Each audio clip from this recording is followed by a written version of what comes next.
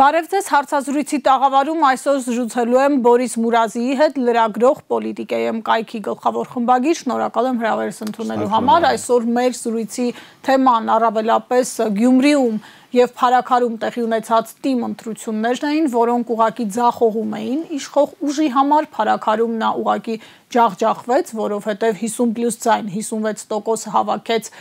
ոչ իշխանական թեկնածուն, իսկ Գյումրիում իշխանությունը չի կարողանալու առանց այլ ուժերի ունենալ քաղաքապետ եւ այստեղ արդեն գնդակը ընդդիմադիր ուժերի դաշտում է ու 3 ընդդիմադիր ուժեր արդեն հայտարարել են, որ պատրաստ են միավորվելու, երկրորդ տեղը ավելի շատ ձայներ ընդդիմադիրներից ստացած Վարդան Ղուկասյանին, պատրաստ են իրենց քվեները տալ Ռուբեն Մխիթարյանը եւ Մայր Հայաստանից Կարեն Սիմոնյանը ու մինչեւ այս պահը դեռ հայտնի չէ թե ինչ դիրքորոշում ունի Մարտուն Գրիգորյանը, նա խորհրդավոր լռության մեջ է։ Նախ կխնդրեմ գնահատես ինչ կատարվեց Գյումրիում, դա ինչ ցույց տվեց ու ապա ինչով է պայմանավորված այս լռությունը, ստացվում է ամբողջ հանրապետությունը սպասում է նրա դիրքորոշմանը։ Շնորհակալ եմ հրավերի համար, նախ պետք է ասել Գյումրիում էլ քաղաքացիական պայմանագիրը եւ Նիկոլ Փաշինյանն անձամբ ջախջախի ճպարտություն են կրել, որովհետեւ Գյումրիում էլ ընդդիմադիր ուժերը 50+ ձայներ են ստացել։ Իհարկե տարբեր ուժեր են ստացել, բայց համընդհանուր այո։ Եվ իսկ ընդհանուր պատկերի առումով Նիկոլ Փաշինյանին մերժողները գրեթե 70-64% են եղել, հա, Գյումրիում այդ թվում։ Ինչու՞, որովհետև մասնակից բոլոր ուժերը, իհարկե մենք այդտեղ գիտենք, որ կան նաև fake ընդդիմադիր հանդես եկող ուժեր, մասնավորապես այդ Եվրոդաշինքը, որոնց այսպես մի մասը Երևանում կոալիցիայի մեջ է քաղաքացիական պայմանագրի հետ, եւ Մարտ Տեխնացուն, որը մինչեւ անգամ ԿՊ-ի այդ պրայմերիս կոչվածին է մասնակցել։ Բայց այնուամենայնիվ նախընտրական քարոզարշավի ընթացքում իրենք Փաշինյանին ընդդիմադիր են հանդես եկել, այսինքն իրենց հավատացող քաղաքացիները, մեր գյումրեցիները եւս Նիկոլ Փաշինյանին դեմ են այդ քվեն տվել։ Նրանց քվեարկելով։ Այո, այդ թվում նաեւ նրանց։ Այս առումով Գյումրիում եւս ջախջախիչ պարտություն է գրել, ընդ որում Գյումրիում հատկապես Նիկոլ Փաշինյանը ջախջախիչ պարտություն է գրել, որովհետև դուք գիտեք եւ դրամահավաքին էր ինքը մասնակցում եւ հայտարարեց այդ դրամահավաքի ժամանակ, որ սա վերջին մարտն է այսպես կոչված թալանչիների դեմ, իր մտքի սկզբի մասի հետ համաձայն եմ, սա վերջին մարտն է, բայց ոչ թե թալանչիների վերջին մարտն էր քաղաքացիական պայմանագրի համար ցույց տալու որ ինքը կարող է շարունակել այս պրոթուրքական ուղին, որը տանում են իրենք։ Գյումրեցիները եւ ընդհանուր առմամբ գյումրեցիներով արտահայտվեց նաեւ հայաստանցիների պատկերը, մերժում է այդ ճանապարհը, համաձայն չէ դրա հետ, եւ նաեւ քաղաքական ուժերի այդ հայտարարությունները եւ Մայր Հայաստանի եւ Ռուբեն Մխիթարյանի հայտարարությունները ցույց են տալիս, որ անկախ հանգամանքներից, որովհետև եթե մարդիկ ի սկզբանե ուզենային Վարդան Ղուկասյանին աջակցել, միասնական հանդես կգային։ Անկախ նրանից, որ նաև Վարդան Ղուկասյանի գործունեության հետ կապված կլինեն դրվագներ, որ համաձայն չենք լինի, համաձայն կլինենք, հա, մարդիկ թուրքական գծից հրաժարվելու համար պատրաստ են առանց որևէ ակնկալիքի սատարել, որպեսզի Գյումրին ունենա ոչ ԿՊ-ական ընդդիմադիր քաղաքապետ։ Այստեղ իհարկե իրենք կարող են քարոզչական հնարքներ գործադրել, հա, թե Վարդան Ղուկասյանի տարիներին սա է տեղ ունեցել, նա է տեղ ունեցել, որոշ դրվագներ կարելի է համաձայնվել անգամ, հա, բայց մի բան ակնհայտ է, ընդդիմադիր ուժերին այլ ընտրության հնարավորություն չի մնում, քանի որ ինչպես ժողովուրդն է ասում, ինչպես գյումրեցիներն են ասում, դեմ իմայլ են թուրքեր են ուղղակի։ Այդտեղ ընտրության հնարավորություն, այսինքն չի կարելի ընտրել Հայաստանցու, որը ունի ինչ-որ խնդիրներ եւ Թուրքի միջև։ Այս հիմա ռեալ շանս կա ընդդիմադիր հավաքական ռեսուրսը կապիտալիզացնելու եւ Գյումրիում ունենալու ոչ իշխանական քաղաքապետ։ Ու այստեղ գալիս է հարց, ինչու է լռում երրորդ տեղը զբաղեցրած ուժի թեկնածուն Մարտուն Գրիգորյանը։ Գիտեք, ես չգիտեմ ինչու է լռում, բայց մի բան ակնհայտ է։ Բայց կարող ենք ինչ-որ ակնհայտ է, եթե լռում է, վատ է անում, որ լռում է, որովհետև այդտեղ իմ խոսքում արդեն ասացի, ժողովուրդը ասում է, դեմի մայլեն, դիմացը թուրքերն են կանգնած, թուրքական գիծ է կանգնած։ Այդտեղ ընտրության տեղ էլ չկա, դու մերժում ես թուրքական գիծը, թե ոչ, հա։ Կարող է նաև ցավոք սրտի այդպես է, որ այսինքն կամ-կամի վիճակում ենք հայտնվել։ Բայց այդտեղ մտածելու բան չկա ուղղակի։ Եթե այդտեղ կան գուցե քարոզչական հնարքներ կան, ինչ որ մարդիկ գուցե մարդունի հետ չկապված փորձում են ասել դե փող քաղաքապետի, դա քննարկելու հարց չի, ասենք պարզ է, չէ՞, մարդիկ քաղաքական process-ին չէին մասնակցում փող քաղաքապետի պաշտոն ստանալու համար, հա, ինչ որ մեկին աշխատավարձով Գյումրու քաղաքապետարանում տեղավորելու համար։ Լռությունը անկեղծ անհասկանալի է։ Ես կարծում եմ, լռությունը ոչ միայն անհասկանալի է, նաև վտանգավոր է այն քաղաքական ուժերի համար, որոնք փոխկապակցված են որոնց հետ Մարտուն Գրիգորյանի հետ, ասոցիացիոնը ուղիղ կապակցված են, այսինքն մի դեպքում պատիվ ունեմ դեպքում խմբակցության անդամն է, մյուս դեպքում դաշինք կա կազմված քաղաքական ուժերից, Երվանդ Թարվերդյանի եւ Արտուր Վանեցյանի եւ այս առումով այդ քաղաքական միավորները շատ ավելի շատ պիտի մտահոգված լինեն, քան դուք, ես, ընդդիմադիրները կամ մասնակից մյուս ուժերը, հա, ընտրություններին։ Դրա համար ես կարծում եմ եթե անգամ ես իհարկե չեմ սպասում, որ Մարտուն Գրիգորյանը կգնա այդ ճանապարհով, բայց եթե անգամ ինքը գնա Գյումրիին ընդդիմադիր քաղաքապետ ունենալու process-ին հակառակ ճանապարհով, դա էլի քաղաքական դաշտի համար հավատացեք վատ չի։ Ջրեր կպարզվեն, հարցեր կպարզաբանվեն, կիմանանք ով ում հետ է եւ հստակ պատկեր կունենանք քաղաքական դաշտի կարևորագույն իրադարձություններից առաջ։ Գյումրիում հիմա կա հնարավորություն, այ ասում էին, չէ, ընդդիմությունը միավորվի, կոնկրետ գործողություն իրականացնի, իշխանության դեմ գործի, հիմա այդ շանսը ստեղծված է ու յուրաքանչյուր ուժ պիտի հստակ կողմնորոշվի։ Ուզում է, որ Գյումրին ունենա ոչ ԿՊԱ-կան քաղաքապետ, թե ինչ որ պատճառաբանություններով ձախողում է այդ հեռանկարը։ Ոչ մի պատճառաբանություն չի կարող հիմնավորված լինել։ Բացառությամբ ոչ մի այլ բան, օրինակ ենթադրենք, ասենք Եվրոդաշինքը զբաղեցներ երկրորդ տեղը, հա, այդ ժամանակ չմիանալը հասկանալի կլիներ, որովհետև նրանք գաղափարախոսական կոպիտ ասած թշնամիներ են, եւ այն գծի շարունակողներն են, ինչ Նիկոլ Փաշինյանը։ Եվ այդտեղ արդեն այն մյուս խնդիրները դիտարկելու կարիք էլ չէ լինի։ Այստեղ քանի որ այդ խնդիրը չկա, այսինքն վստահ ենք, որ այս քաղաքական միավորը կամ գործիչը Նիկոլ Փաշինյանի գծի շարունակողը չէ, այսօր էլ ասուլիսով հանդես եկավ Վարդան Ղուկասյանը, ասաց, որ ընդդիմադիր է լինելու Նիկոլ Փաշինյանի կառավարության։ Եթե ապագայում ուրիշ քայլեր կանի, ուրիշ վերաբերմունքի կարժենան, հա, բայց հիմա ուրիշ ուղղակի հիմնավոր պատճառ չի կարող լինել այս process-ը վիճեցնելու, ուղղակի հիմնավոր պատճառ։ Ասեցի, պատճառներից մեկը կարող է լինել այն, որ Եվրոդաշինքը լիներ երկրորդ, ուրիշ պատճառ չի կարող լինել։ Դա հիմա իրատեսական չի, եթե այդ համախմբումը Վարդան Ղուկասյանի շուրջ տեղի չունենա, փաստորեն երկու սցենար են նշում մասնագետները, եթե քաղաքապետ չի ընտրվում, լինում է երկրորդ փուլ, եթե էլի չի ընտրվում, լինում են նոր արտահերթ ընտրություններ։ Այս դեպքում ուժերի ինչ դասավորվածություն կարող է լինել։ Ես ուզում եմ մի ճշգրտում անենք, խոսքը չի գնում Վարդան Ղուկասյանի շուրջ համախմբվածության մասին։ Դե նա ստացել է խոսքը գնում է նրա մասին, որ մենք արձանագրել, այո, մենք արձանագրել ենք, որ գյումրեցիները 64%-ով մերժել են Նիկոլ Փաշինյանն եւ քաղաքացիական պայմանագրին։ Խոսքը նրա մասին է, որ գյումրեցիների քվեն ստացած քաղաքական ուժերը իրավունք չունեն գյումրեցիների կամքին հակառակ գործել։ Գյումրեցիները ասել են, մենք չենք ուզում քաղաքացիական պայմանագիրը լինի։ Հիմա այդ ավականու անդամները իրենց քվեով ուղղակի ընդ որում օրինակ Մայր Հայաստանի պարագայում հայտարարությունը նախապես է եղել, որ ի սկզբանե ասենք եւ Տեխնացուն եւ Անդրանիկ Թևանյանը հայտարարել են, որ մենք որևէ հավակնություն չունենք, որտեղ պաշտոնի հավակնությունը նշանակում է, որ նաեւ դու քաղաքական պատասխանատվություն ես կիսելու հետագա գործողությունների կառավարման խնդիրների հետ կապված։ Առանց պաշտոնի հավակնության մենք պատրաստ ենք քվեարկել ամենաշատ այն ժամանակ հայտնել չէ, ով է ամենաշատը ստանալու։ Ամենաշատ ձայները ստացած Տեխնացուին։ Եվ հիմա այսօր հայտարարեց դրա մասին Ռուբեն Մխիթարյանը, ինչը անկեղծ գովելի է, ողջունելի է։ Ու ուրիշ տրամաբանություն ուղղակի չի կարող լինել այստեղ։ Ոչ թե պարզ է, չէ, Մայր Հայաստանը կամ Ռուբեն Մխիթարյանը չեն համախմբվում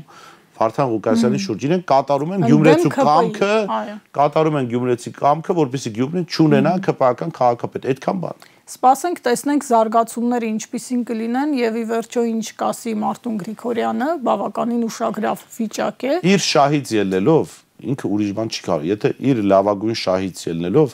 ինքը պիտի էլի առանց նախապայմանների, ընդ որում գիտեք, կարելի է առանց նախապայմանների քվեարկել, հետագայում եթե տեսնեն լավ չի կառավարվում կամ այն սկզբունքները, որոնք հրապարակվել են, դրանց չեն պահպանվում, կարելի է հրապարակային հայտարարել, որ մենք այլևս ասենք չենք աջակցում կամ քվեարկություններին դեմ ենք քվեարկելու կամ նոր ընտրություն ենք ուզում, հա։ Հիմա իր եւ իրենց սատարող քաղաքական ուժերի լավագույն շահը թելադրում է, որ իրենք անեն այն ինչ որ արել են մյուս ուժերը։ Հիմա փորձենք մի փոքր ավելի քաղաքական տեսանկյունից վերլուծել Գյումրիում եւ Փարաքարում տեղի ունեցած ընտրությունները, իսկ առավելապես Գյումրիում, ինչ ցույց տվեցին դրանք նախ, որ հնարավոր է ընտրությունների միջոցով թեկուզ տեղային մակարդակում ունենալ իշխանափոխություն, այսինքն այնպես անել, որ ԿՊ-ն չլինի իշխանություն, դա Փարաքարում եղավ 50+1-ով, Գյումրիում շանս կա այս կոալիցիայի հնարավորությամբ։ Արդյոք սա ցույցի չէ, որ ի վերջո այո հնարավոր է ընտրական ճանապարհով լուծել իշխանափոխության հարցը։ Տեսեք, միջ հարցին պատասխանել պետք է ասեմ, որ կոնկրետ Գյումրու ընտրությունները, դրանք զուտ տեղային ընտրություններ չեն։ Ես ասացի, վարչապետի պաշտոնը զբաղեցնողն է գնացել, արել է քաղաքական հայտարարություններ, ամբողջ իշխանական վերնախավը մասնակից եղել ռեսուրսներով, փողերով, այնտեղ կարծեմ սիվիլներ բացահայտել, որ Facebook-յան միայն մեկ գովազդի վրա մի քանի $1000 գումար են ծախսել։ Այսինքն ահռելի միջոցներ են ներգրավվել, որպիսի այդ ընտրություններում իրենք հաղթեն։ Սա ամենևին տեղային չէր։ Եվ սա հնարավոր արտահերթ եւ սպասվելիք հերթական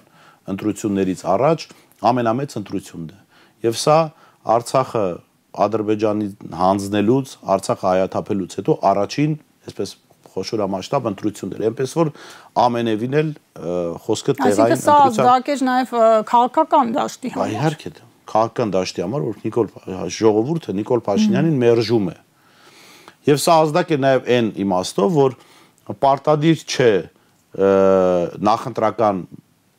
փուլում բոլոր ուժերը միանան իրար, ամեն մեկը իր գույնով, իր ասելիքով կարող է մասնակցել ընտրությունների, ստանալ որոշակի տոկոսներ եւ հետո հետընտրական կոալիցիաներ կազմել։ Արդեն գալ քաղաքական։ Սա նաեւ հաշվի առնելով այն մի տեխնացուի լրությունը, սա նաեւ դաս է քաղաքական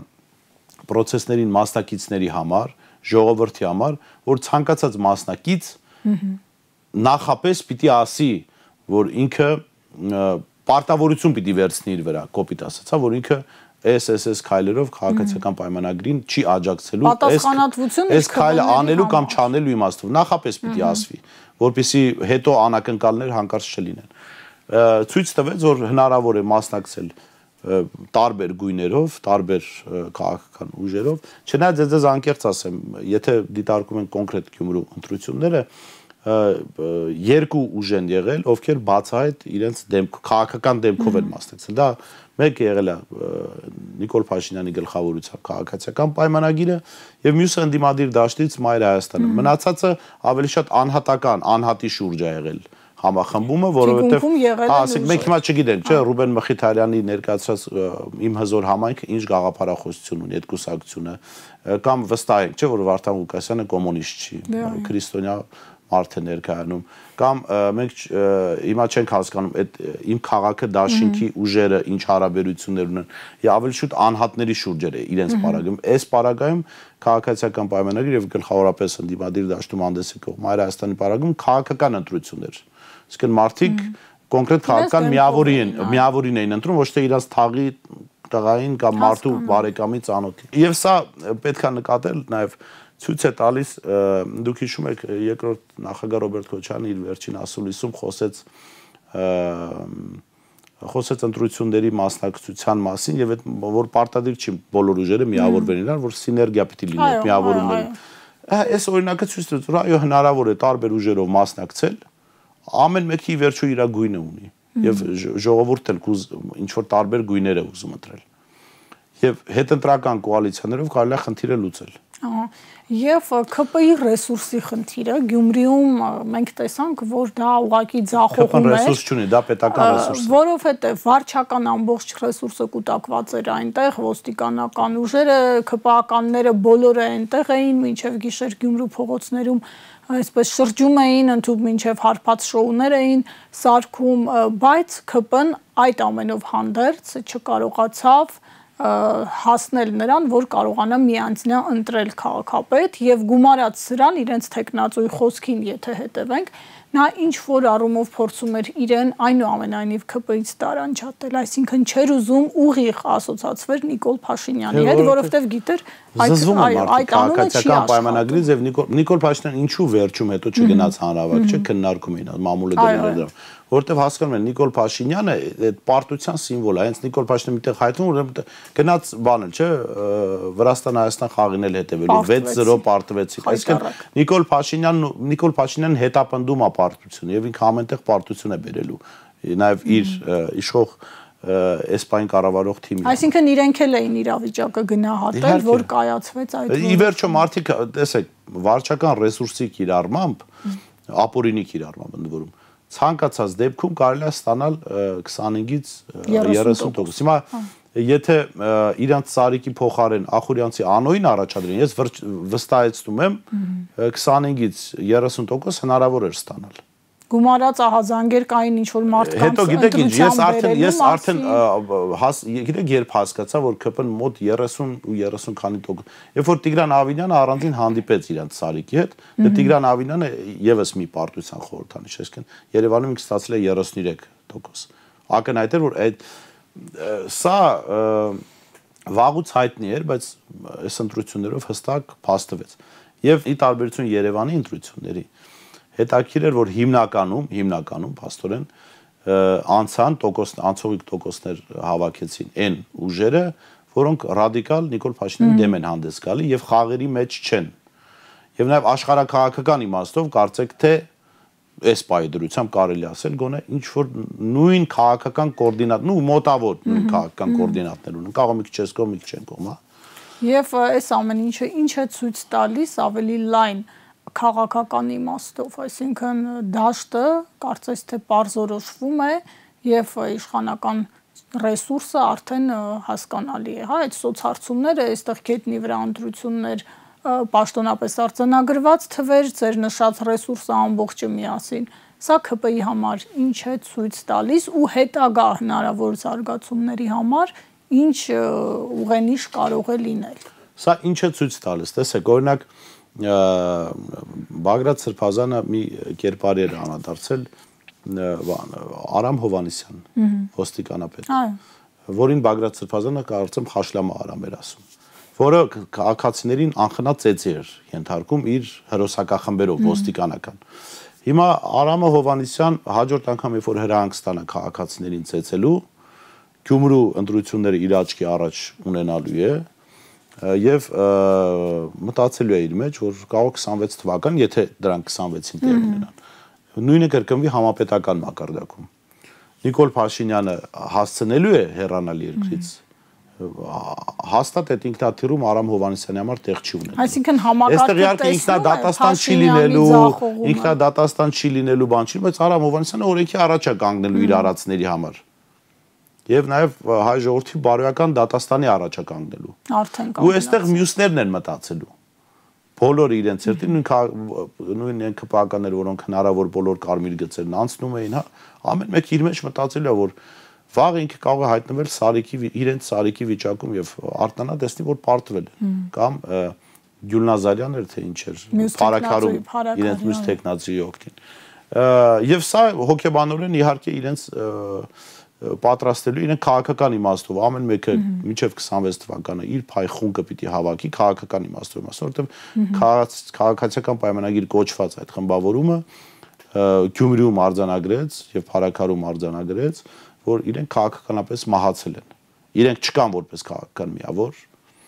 իրենք մնացել են վարչական ռեսուրսի հույսին միայն։ Եւ ծիծաղելի նոստալգիկ պատմություններ տեղի ունեցան երեք գազելներով մարդ բերել, ցուցակներ, հիշում եք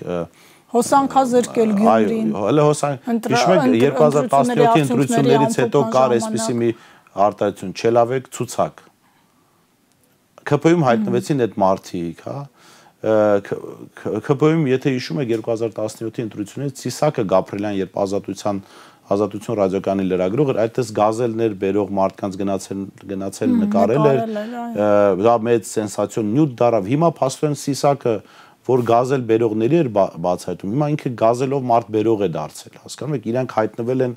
այն հրեշի կարգավիճակում, որին թվում էր, թե իրենք սպանել էին։ Եվ սա չի կարող հայ ժողովրդի կողմից չմերժվել։ Մարդիկ ատում են իրենց ձայնի իրավունքի վրա այս բռնանալը, իրենց սոցիալական վիճակից օգտվելը իշխանության կողմից, որը արվում է, հա։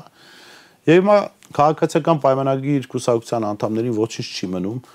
մտածելու, որ հնարավորինս փորձեն չհատել կարմիր գծեր, բարոյական, մարդկային, հա,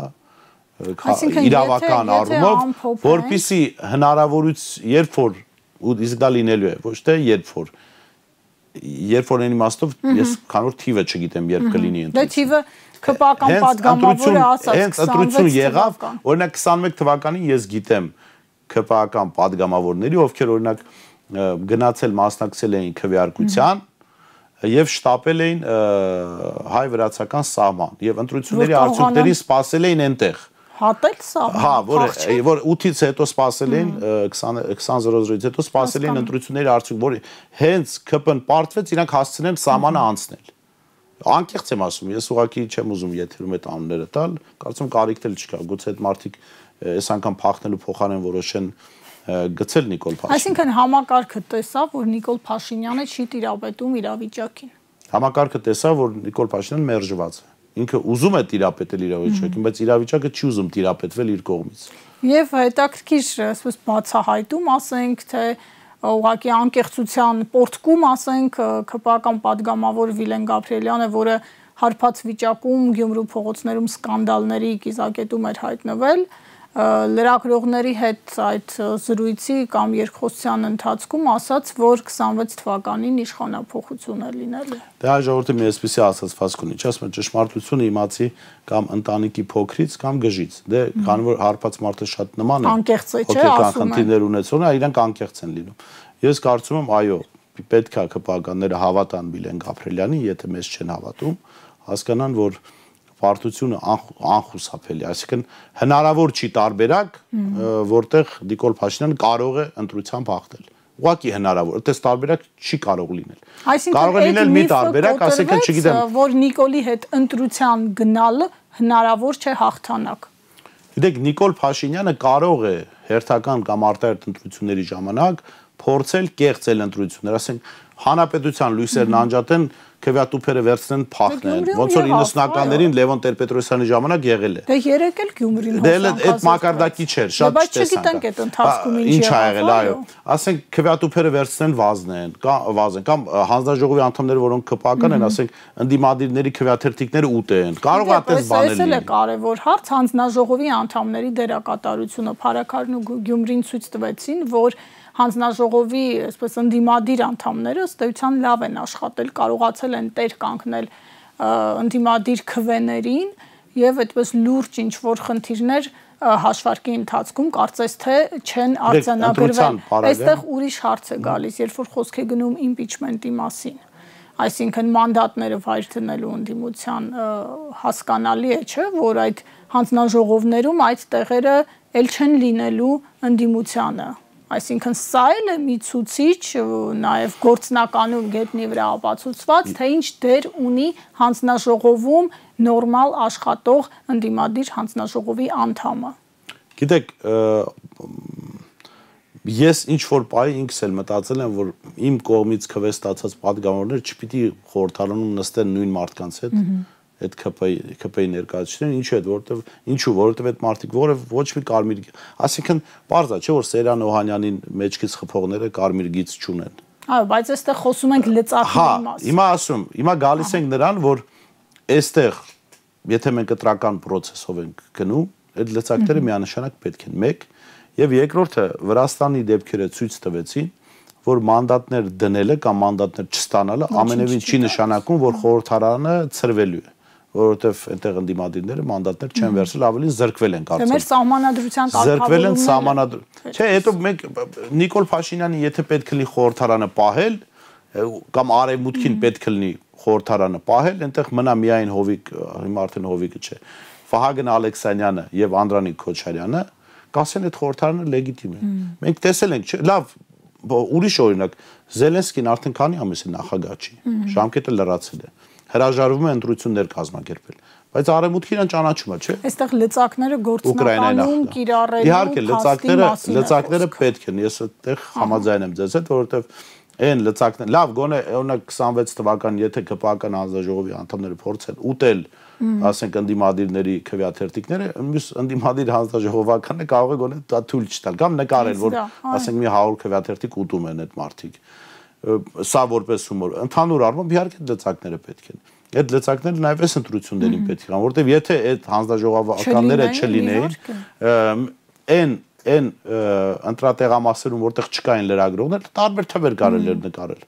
Ի վերջո այդ փորձառությունը ունեցել է Հայաստանը։ Այսինքն այս ընտրությունները թեև տեղական մակարդակում, բայց նաև կոտրեցին ընդդիմադիր դաշտի մի հատվածում տարածված այն տեսակետը, որ Փաշինյանի հետ ընտրության գնալով հնարավոր չէ հաղթանակ ապահովել։ Գիտեք, դա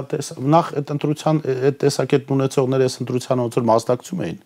կամ առնվազն աջակցում էին որոշ մասնակիցների։ Այնպես որ ես չեմ ուզում իրանց այդ տեսակետները քննարկենք։ Փաշինյանի հետ ընտրության մասնակցող ուժերը պիտի պատրաստ լինեն հետընտրական գործընթացների, որտեղ այս անգամ Նիկոլ Փաշինյանը խայտարակ ընտրակեղծիքների փորձելու է գնալ, բայց ընդդիմությունն էլ նրա համար որ դա թույլ չտա։ Իսկ եթե փորձեն գնալ ապօրինի բռնանան հայ ժողովրդի ընտրությունը, փորձեն փոխել դա, հա, իհարկե պետք է արդեն ոչ ընտրական ճանապարհով հեռացնել։ Չկա, որ Երևանի ավականու ընտրությունների սցենարը չի կրկնվի Գյումրիում։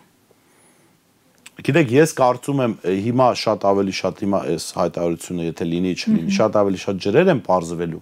Մասենք չի կարող ես մի տարվա ընթացքում ինչ-որ նոր ուժ հայտնվի այնքան վարկանիշ հավաքի, որ ժողովրդին խափի ինչ-որ տոկոսներ։ Կլինեն փորձեր իհարկե, բայց ես կարծում եմ, որ մեծամասնությունը լինելու են այն ուժերը, որոնք որևէ պարագայում համագործակցության չեն գնալու Նիկոլ Փաշինյանի հետ։ Իսկ նրանք, ովքեր համագործակցության գնալու էին, մի մասը բացահայտվել են, մի մասը եթե բացահայտվելու կարիք լինի, սա Գյումրի ընտրություններով կբացահայտվեն, կավարտվի կգնահատվի։ Եվ աշխատանքային օրն արդեն ավարտին մոտ է ու ես նոր ստուգեցի, մինչև այս պահը չկա հայտարարություն Մարտուն Գրիգորյանի կողմից։ Ես կարծում եմ օրվա ընթացքում չի լինելու, ենթադրում եմ հնարավորինս կձգձգեն։ Ու էլի եմ ասում, իր եւ իրեն առաջադրած ուժերի լավագույն շահից ելնում է, որ ինքը անի նույնանման հայտարարություն, ինչ Մայր Հայաստանը ընտրություններից առաջ եւ ինչ արեց Ռուբեն Մխիթարյանը։ Շնորհակալ եմ զրույցի համար, հարցազրույցին սպասեք վաղը։